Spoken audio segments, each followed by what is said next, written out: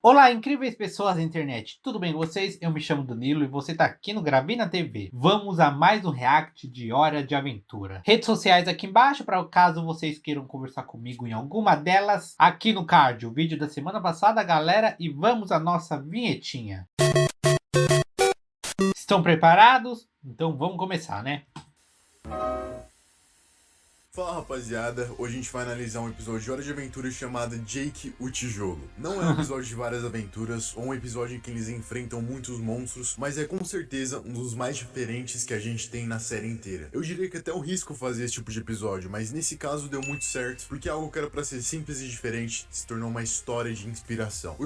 Hora da Aventura por si só deu muito certo, né? Um desenho incrível com um monte de mensagens para todos os públicos diferentes. O episódio começa com o Finn seguindo o mapa e tentando acertar essa maçã comida na cesta de árvore, que no caso ele erra. Até que após passar por alguns cenários, ele encontra essa casa meio destruída, que é onde o Jake tá, fingindo ser um tijolo. O Finn pergunta como tá a experiência de ser um tijolo e o Jake dá essa risada aqui.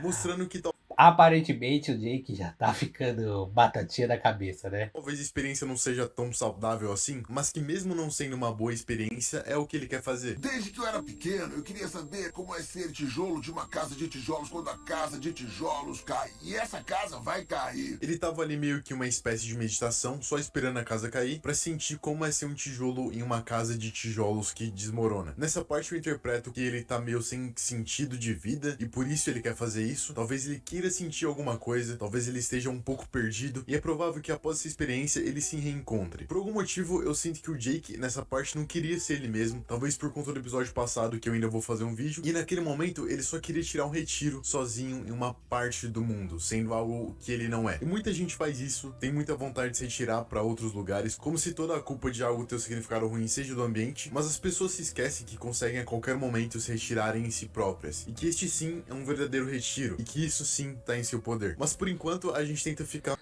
Por isso que eu gosto de Hora da Aventura.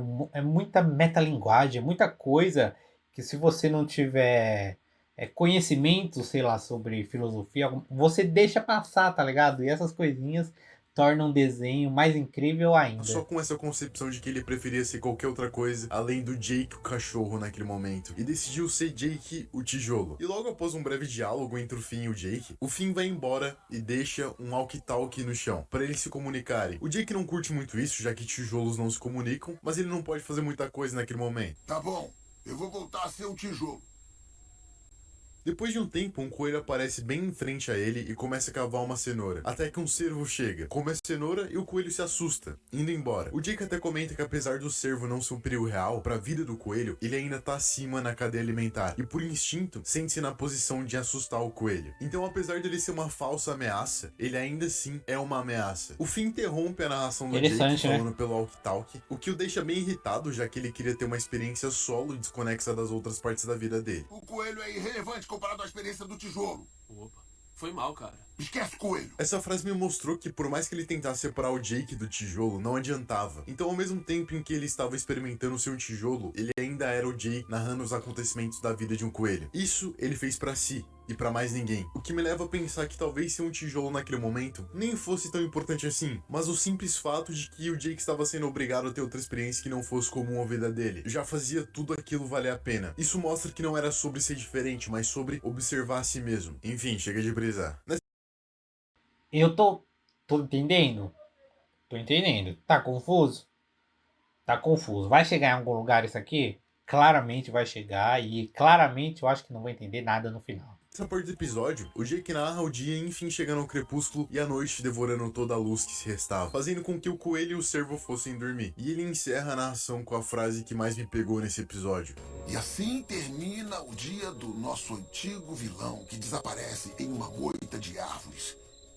Talvez para sonhar com as batalhas fúteis de amanhã. Por que será que ele acha as batalhas do cervo tão fúteis? O Jake é um ser sábio que não atribui mais significado às coisas do que elas realmente têm. Mas então por que ele adicionou o adjetivo de fútil às batalhas do cervo? Talvez porque ele entende que todas as batalhas são fúteis? Ou porque ele pensa sobre a brevidade da vida? Talvez ele pense sobre como todas as coisas serão esquecidas. Pode ser que Eu entendi com isso, né? nada é importante no final, sabe? A gente vai morrer e vai deixar tudo para trás e nossas memórias, nossas lembranças vão ficar no tempo e espaço. Foi isso, teoricamente, que eu entendi. Então, Pense ok, sobre né? como ele mesmo será esquecido e que, mesmo sendo famoso ou lembrado, todos aqueles que dizem o seu nome também serão esquecidos. O Jake talvez ache as batalhas do servo fúteis porque ele enxerga as coisas como um mortal. Ele sabe que não importa o que aconteça ou quando aconteça, será vazio de significado, pois o próprio tempo engolirá o momento. A própria É o que a gente fala, né? O que muita gente fala. A gente é só poeira, né? Poeira estelar. E uma hora todo mundo vai sumir, todo mundo vai morrer e o que vai restar vai ser o nada, o vazio. mutabilidade das coisas deixa tudo sob o mesmo valor. Faz com que todos os momentos sejam igualmente especiais ou igualmente fúteis. Enfim, continuando. O Jake acorda no meio da noite com uma tempestade e tá feliz com ela, porque talvez seja naquele momento em que a casa desmorone e ele tenha tanto a experiência que queria. Enquanto isso, no outro lado, o Finn coloca o walkie-talkie pra tocar em uma rádio, como se fosse uma espécie de podcast feito pela narração do Jake. E várias pessoas na Terra de U começam a escutar. Vira literalmente um sucesso de rádio, tanto que eles aumentam a audiência. Nesse momento, mais uma vez, o Finn tenta acertar algo no lixo, mas ele erra. A narração continua e o Jake conta como quase tudo acabou pro coelho, mas o mesmo acabou recebendo a ajuda de um bando de castores que ajudaram a reforçar a toca no meio da tempestade. Existe também essa parte onde aparece uma toucinha do mar, que não deveria estar ali, segundo o Jake, pois elas vivem apenas no mar. Só que ele diz que já ouviu histórias de antigos marinheiros que diziam que às vezes as tempestades levam elas pra longe. É o triunfo da experiência sobre as verdades de segunda mão de livros didáticos mofados. Essa parte me remete a pessoas que tiveram experiências que não estão catalogadas, por exemplo, aqueles relatos de cura com erva. Que passa. Ah, que lindo. Tá Irmão do sendo Jorel é bem. um desenho aqui que eu recomendo para todo mundo assistir, se você não conhece Irmão do Jorel. É incrível, sensacional e é totalmente brasileiro. Então tem muita coisinha brasileira ali, como, sei lá, um personagem que é uma referência ao Pelé, a Xuxa, Ayrton Senna. Só vai, eu tenho certeza que vocês vão curtir. É muito bom, Irmão do Jorel.